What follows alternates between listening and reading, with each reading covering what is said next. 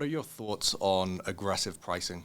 Yeah, I don't think it's good for the industry as a whole. The biggest problem has been on newer prop firms coming into the space and really just using that as their main way of really bringing in clients, right? And we've had that. We've had clients kind of come in and they're like, we're going to do 50% off of our challenges or buy one, get one free right off the bat. And that's very appealing for, a trader to get a challenge for 50% off.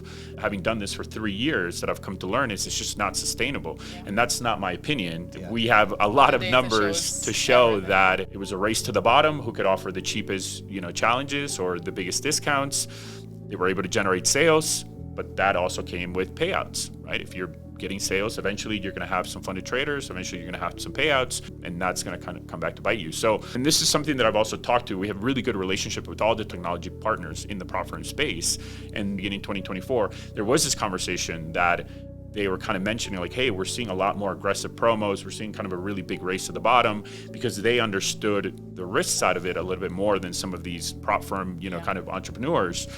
They kind of saw what the problems were going to be. So a lot of those firms are not around anymore, right? A lot of those firms, they just took that strategy. But there are still some firms around that, because they don't have that unique value proposition or that good community or that big influencer, they keep having to kind of rely on that. I do think eventually a lot of those companies are just going to go by the wayside because, again, it's just not sustainable. So